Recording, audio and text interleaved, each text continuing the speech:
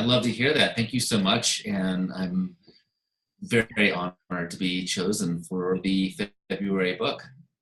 Can you maybe just start by telling us a little bit about your background, your history? Everybody really wants to know a lot about you, actually, as an author and as an individual. Hmm. So I've been writing for as long as I can remember, since I was in really elementary school.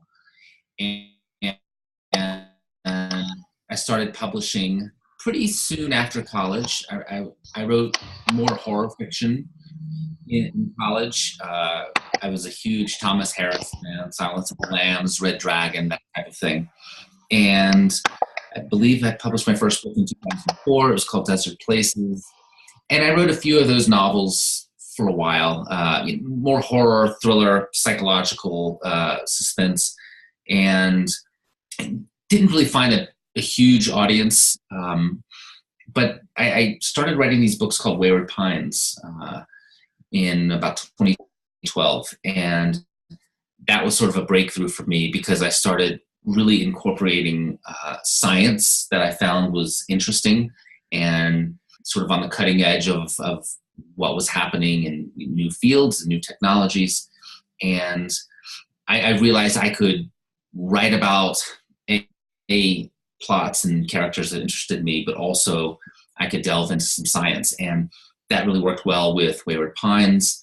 And after Wayward Pines, I would like, what am I going to do now? And I had been toying around with the idea of quantum mechanics and the multiverse, honestly, for about a decade. I had been really curious about this field of science, but I had been intimidated by it because it's very, very mathematically based. It just takes a lot to get your head around. And I didn't want to write something that was too cerebral. I wanted it to have a big heart to it. And I finally found my way into this character. You guys hearing that? Yeah, just a sec. I'm just going to mute anybody who's come in since. Okay, sorry, go on.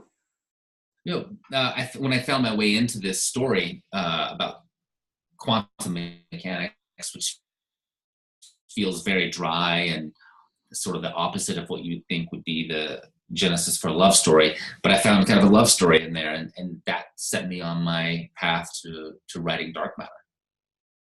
So just to be very specific here, you are not a quantum physicist. No, not by a long shot. In college, I was an English major and a creative writing minor, and I don't know if I even took any science courses in college, to be honest with you. I took math and science as I could, get by with. I think I took one math course and no science classes. But what I did for the science for the book, I met this really interesting guy named Clifford Johnson, who is the head of the physics department at USC in California, and I would send him my pages that talked about the science of it all, and he would come back to me and tell me, well, this is right, this is wrong. And I did a lot of my own reading and it was a lot of kind of self-teaching. But quantum mechanics is so confusing. I understand a very small fraction of it. It is the most backwards scientific theory out there. Okay, understood. And just while we're on this kind of this topic, in the back of your book, you thank some very, very impressive people. Did you meet with all these people? I didn't. Clifford Johnson is the only guy I met. The rest of these guys I just met and was very inspired by their work. Okay, fair enough. Well, a lot of questions about the plot have come up, and I mean, the first most important one is what happened to Amanda? I've heard that so many times. I get that question probably more than any other. Is it okay to say I don't know what happened to Amanda? I like to think that she. All right. Let me back up. When I separated Amanda and Jason, I thought this is Jason's story. We're going to stay with him, and Amanda's going to go off on her own. And I thought what she did at that moment was pretty brave, basically shoving him off and realizing that he couldn't find home with her still a part of the equation. So I didn't really think about her until the end of the book. And then it occurred to me that the world Amanda would go to would probably be that first futuristic world that she picked out, which was the Chicago with that super fast L and this beautiful train station downtown. The one that she built that just felt like a better place to want our world to be driving towards. I always imagined that she ended up there.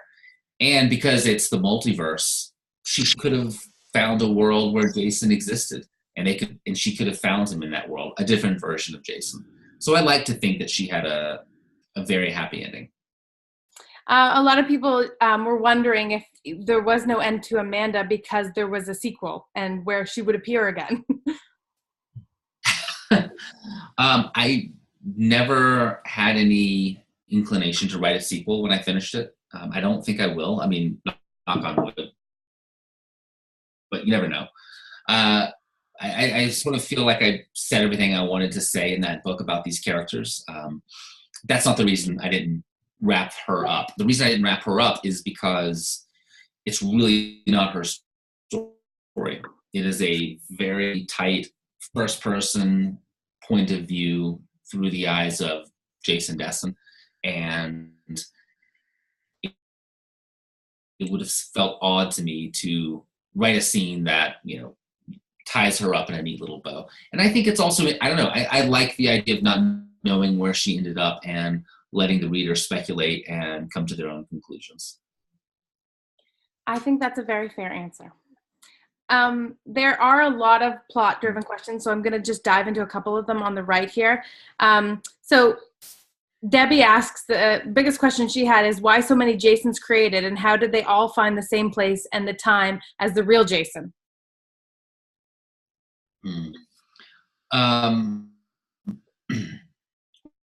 Well, in every world, I mean, to answer this question, I have to say something about the theory of the multiverse, of the many worlds interpretation, which says that every choice that you have, every decision that you make creates a new world.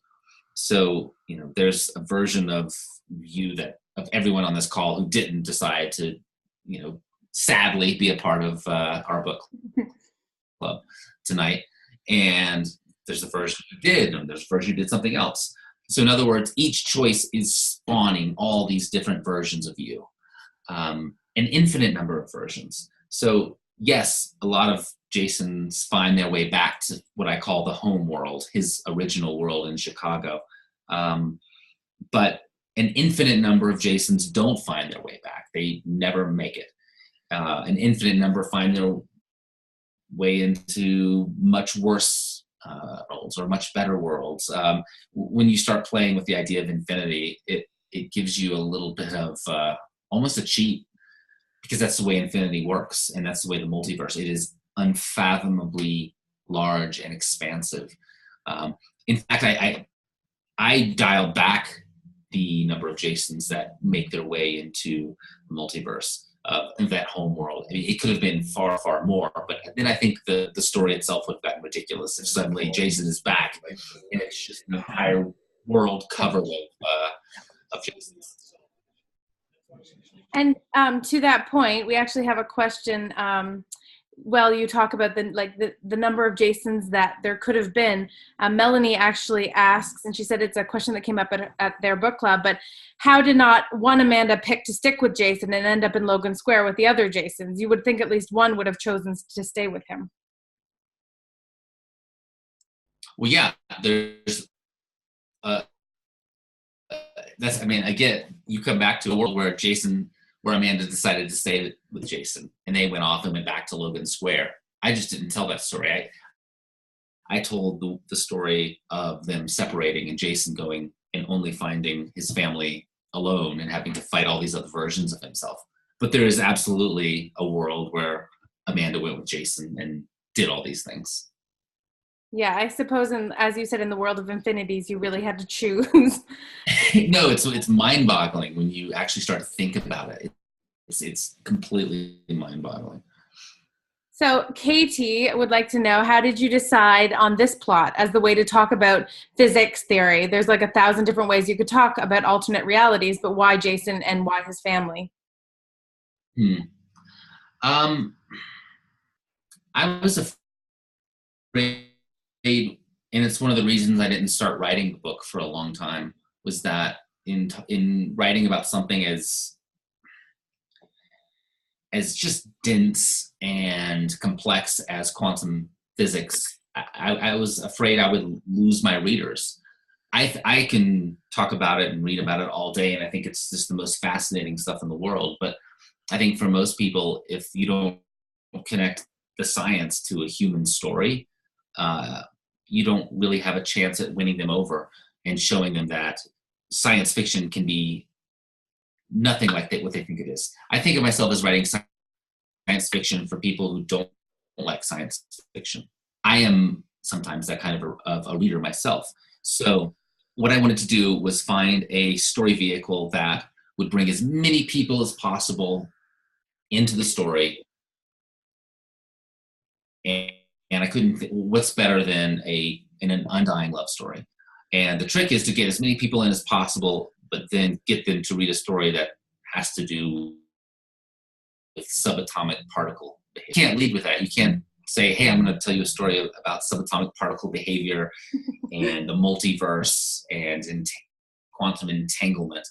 Everyone, those kinds of books pass. So you have to sneak it in. You have to trick them with a beautiful love story. Well, I mean, it certainly worked for me. I started reading it and I was like, "Uh-oh." But I mean, very early on, you realize that there's a lot more to it than just the science. One question we have from our Collingwood chapter was they wanted to know if you have any children because you focus so much on Jason's love for his own son. I have three. I have a son and two daughters. So it's interesting having children. Absolutely changes you as a writer. It was one of the big. My son is 12, and it was a huge crossroads as a writer when he was born, because suddenly you just, I know, the moment you become a parent, you have a whole other sphere of emotions and fears and joys and things that you didn't have before, and it sort of changes your focus on what you're writing about. And I still wrote very much about occasionally the darkness of the human heart and thriller. My books were never going to not be thrillers, but I think they just started having a bit of a parent's anxiety about them, which has carried through for most of my work since. All right. Another question here from Jennifer McCord, which is a very interesting question. She said, during the writing process, did you consider the possibility of switching perspectives on one of the other Jasons that made it back home? It would have been interesting to see through the eyes of a version of Jason who realized he was losing his family. Mm. Oh, that's interesting. I did think about that. Like figuring out which perspectives to write from is one of the hardest things about doing a book. And I played around with that idea for a while, but I didn't do it because at the end of the day, I thought this is a very complex plot, and I'm asking the reader to, at least take a crash course in quantum mechanics, and we're going from world to world to world. He has all these doppelgangers, all these other versions of himself. And what I didn't want to do was lose the reader. I thought we needed to have one Jason be our anchor and always stay with him. And I did break, I think, 2 times over Daniela's perspective when she sees this Jason 2 come home, because I thought we needed those breaks. But it's a very cool idea, and I thought about doing it, but I thought it would potentially spin the book out into incomprehensibility if I started writing from multiple Jason's POVs. I mean, that whole chat room scene, I mean, like, that's the closest I guess I came to it. Fair enough. And there is obviously the other worlds that Jason opens the door and he goes into. And Katie wants to know, how did you come up with so many different not right worlds? She felt like the snowstorm world, the plague world, and the other worlds were so powerful. How did you brainstorm those various places? Hmm. Hmm. Interest like that. Some of those worlds just came to me immediately. Like the first world they step into with all of the falling ash. That was I thought of that pretty much instantly, and I liked the visual of the snow world. I wanted them to feel big and different and expansive. It was really hard. It took me a long time to find the plague world, and I wrote a bunch of worlds that never made it into the book because they were just too crazy and too far out there. One of the things I had to figure out when I was writing that middle section was, okay, you have the multiverse, so you could literally do anything. You can write a world where the laws of physics are different, where the world doesn't have gravity and buildings are floating away. You could write a world where you have aliens, but at some point you have to create parameters for yourself because again it's a big idea, but I wanted it to be as grounded as possible. So I started setting out all these boundaries for myself and certain worlds I would and wouldn't do, and that's basically how I came up with the set of worlds that we read in this final draft. But there was a few crazy ones that I loved, but they weren't quite right for the book. I have a question here, Audrey. I'm not sure that I completely understand it. I'm going to ask you, Blake, and if you don't understand it, I'm going to unmute Audrey, and then she can clarify. But she says, as I was reading, Okay. I was trying to figure out how come we never come across Jason 2 doppelgangers.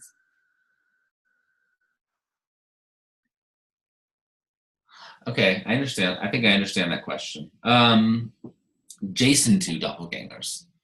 Yeah, because I guess there are technically an infinite number of Jason 2s, right? Um, it's a good question. I think, I mean, there's not, it's possible that he did. It's possible that there were other Jason 2s in their home world when all of the Jasons converge. There could have been, more than just one Jason 2. Again, it comes back to the reason I didn't make the worlds crazier, the reasons I didn't write from other perspectives. When you're dealing with infinity and infinities and infinities, you have to ground it as much as possible. So I think the concept of like multiple Jason 2s, I mean, you kind of just broke my brain with that question. I think it would break the reader's brain also, and I'm not sure if that would be in a good way. We don't see him run into more Jason 2s because I wanted the book to make sense. Jennifer actually has a point. She's commented on that on Audrey's question. She says, is this because Jason 2 had numerous places he could end up? He was looking for any world where Jason and Daniela were together. He didn't need to find our Jason's specific world, so odds are that they ended up elsewhere. Exactly. Yeah. There are an infinite number of worlds that would work for him. Yeah, you guys understand infinity to a frightening level here. I'm sorry, I'm just reading another question here. Let's just switch gears. I feel like we could talk about the infinity worlds for all night, but you just made a good point when you were talking about you liked the imagery when you were talking about the other worlds that were kind of like dead ends. And I just wonder, how much do you write now for television when you're writing a book? Because a lot of your past novels have turned into movies or into movie series. So that must definitely affect the way you write now. It does a little bit. I mean, I'm really focusing on books.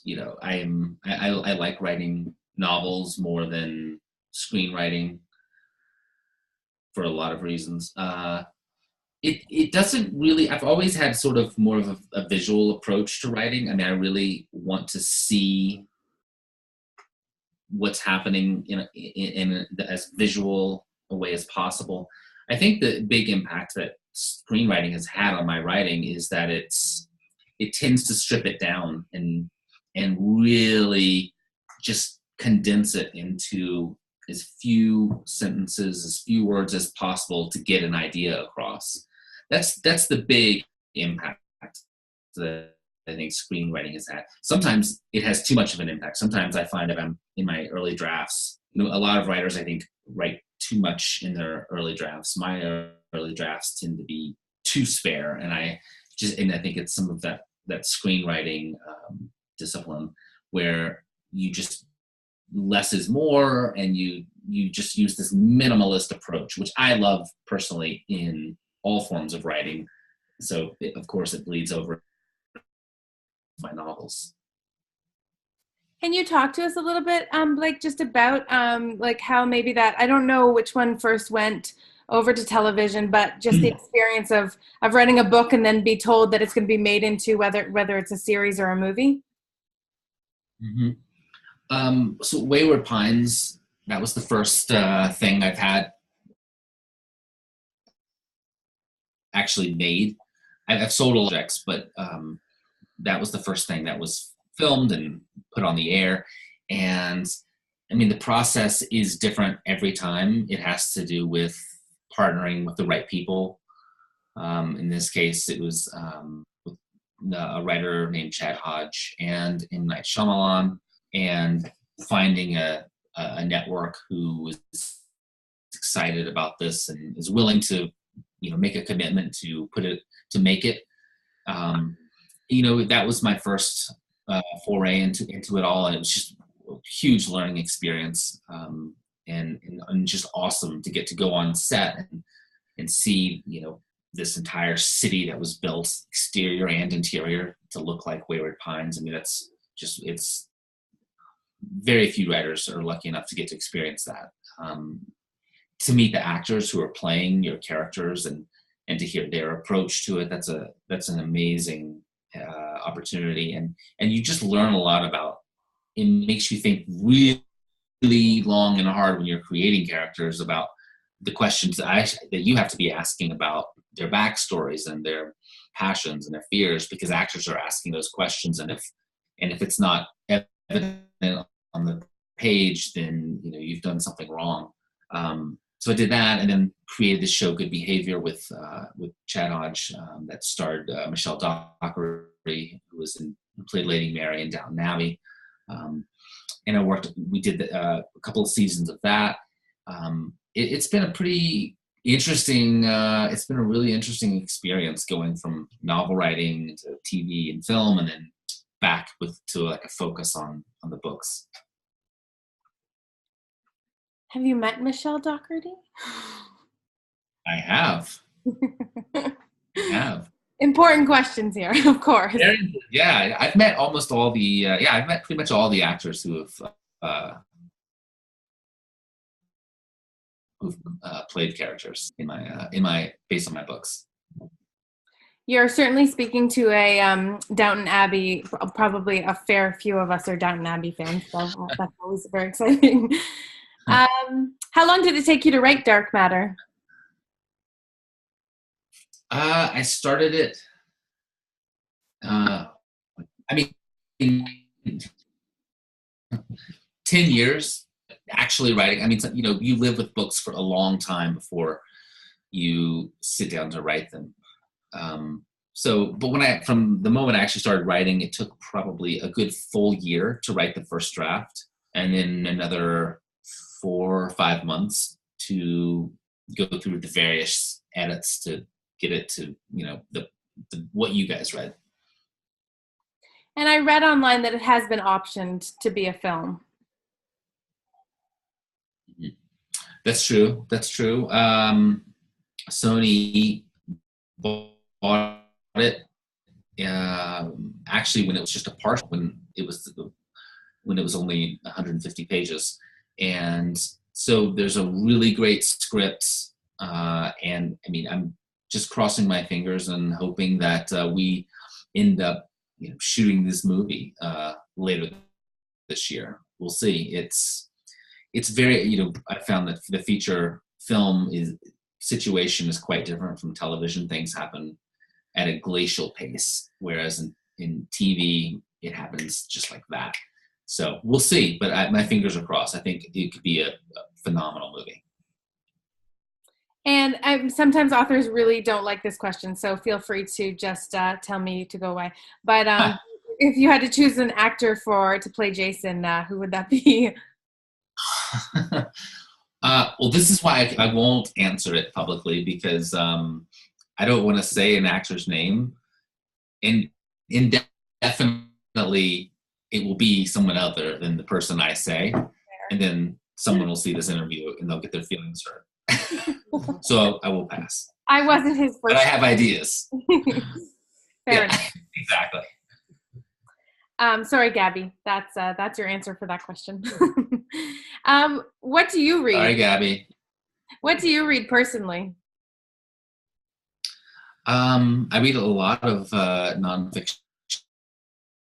I read a lot of scientific magazines. I love Scientific American, Psychology Today. I think those are awesome, very inspiring things. In terms of fiction, what am I reading right now? I'm reading Harry Potter to my kids. We're on the second book. I just started listening to a book called Station 11 by Emily St. John. Yeah. I'm just literally just started it. What else am I just finished reading The Woman in Cabin 10. Okay. And I have a lot of feelings about it. I need to talk to a book club about that book. I'm sorry? Ruth Ware. She's just the what else am I reading? Yes, Ruth Ware. I just read a great book called The Gone World by Tom Sweeterlich, which was just published. It's a sci-fi book, and a book called The Wolves of Winter. And I can never forget the guy's name, but it was fantastic. And I just saw this awesome movie, Call Me By Your Name, and ordered the book because I found out it was based on a novel, so I want to read it. Do you have any recommendations for our readers if they've read Dark Matter and it's possibly their first kind of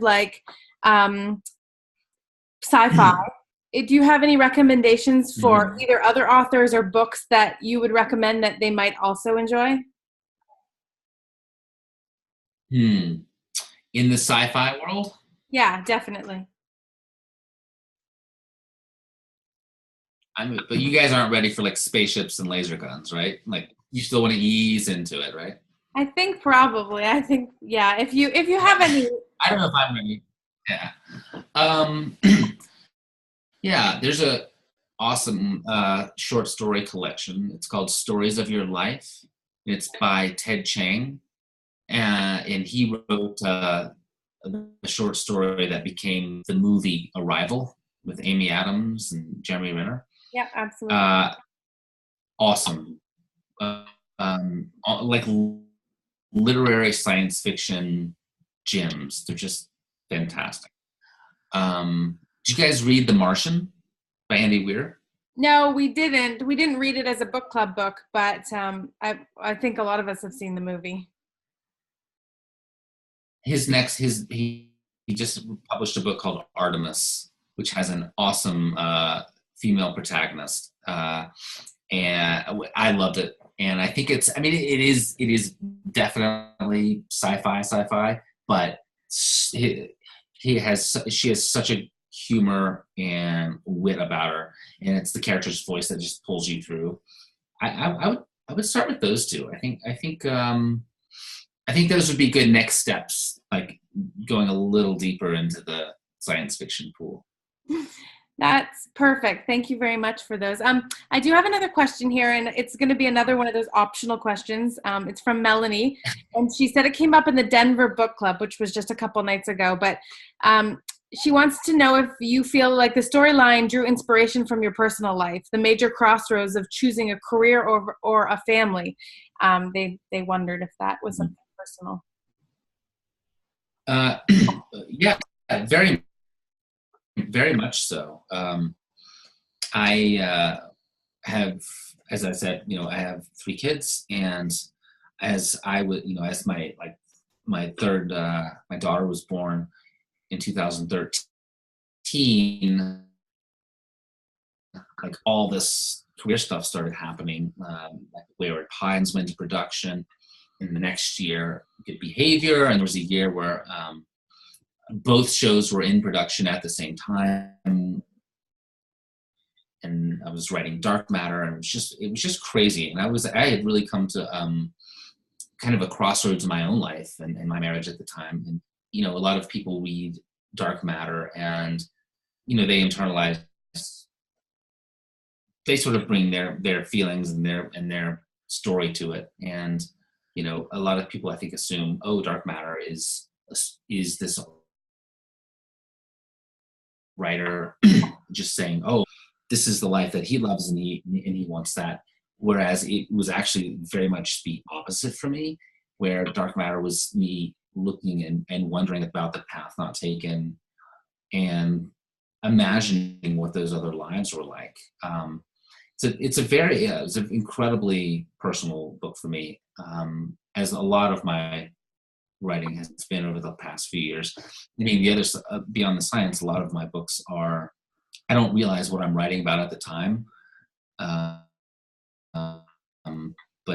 when I get to the back, I'm like, oh, of course, well, that was my divorce book, or that was my book trying to deal, in the case of Wayward Pines, with my thoughts about God and Calvinistic perspective on it. So yeah, it's a good question. It's a good observation. And what can we expect from you next? I have finished the first draft of my next book, and I'm deep in the editorial process of it, banging my head against the wall, trying to see my way through the weeds. This was another one in the, not exactly like Dark Matter, but in that vein of science fiction and characters with big emotional arcs and feelings, and trying to thread those two things together. Well, we're all very excited for that, of course. Katie just wants to know a little bit about your writing habits and routines and daily rituals. I would say I am an erratic writer. I don't write necessarily every single day. When I am really moving along in a book like I am right now, and writing some new scenes, I can do 1,000 to 1,500 words a day, and I'll get up and sort of all that's on my mind, and it sort of takes over. Other times, my process is basic. So when I finish this book, which I'll probably finish in May or June, like done, I'll start. I have like thoughts and notions in the back of my mind for what's next, and I keep a journal, and I'll spend 3 or 4 months just filling up journals and with ideas and storylines and thoughts about certain characters, and hopefully after the end of that period of time, the idea and a shape of a book will start to take, will start to emerge out of the fog, and at that point I'll start thinking about what actual scenes might look like, and if that's feeling good, I really subscribe to the 3-act structure, and I'll start thinking about how do these scenes fit into that, and what's the end look like, and what's my way in, but it's my process, and it seems to be the only way I can do it. I imagine it's a lot more complicated than some other authors because of the science element to it. It is, especially if I get really excited about something, then that's a thing, and talking to people and making sure you're not presenting things incorrectly and leading people down the wrong path of understanding quantum physics. Fair enough. I was reading a New York Times review of your book, and they compared your book to Star Trek and Sliding Doors. And I was actually at a author panel at Simon & Schuster the other day, and we were discussing, this is happening more and more, and where the reviews are coming out and they're always reviewing it to common, or rather pop culture. So I was wondering how you felt about those references.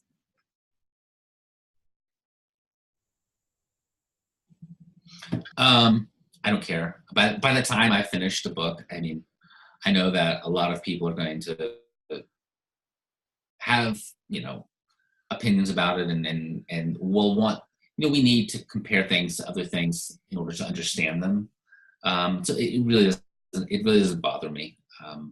When I was writing Wayward Pines, I was in my mind, I was like, this is kind of like Twin Peaks and Lost and Fringe and the X-Files all wrapped up into a weird little Twinkie.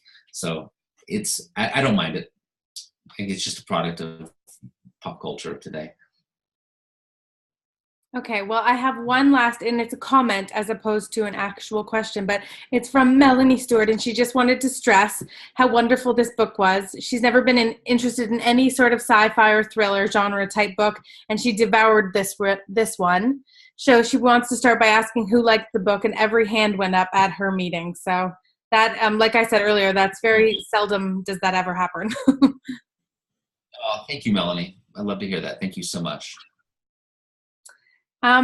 If there's no more questions, ladies, then we will let Blake go. We know you're a busy man, but we really, really appreciate you taking the time out to talk to us. And thank you for writing Dark Matter. It was awesome. Of course. Thank you so much for having me, and it was my absolute pleasure. Very good. Thanks, ladies, for joining us. See you guys. Thank you, Blake. Of course. Good night from Colorado. Good night. Good night.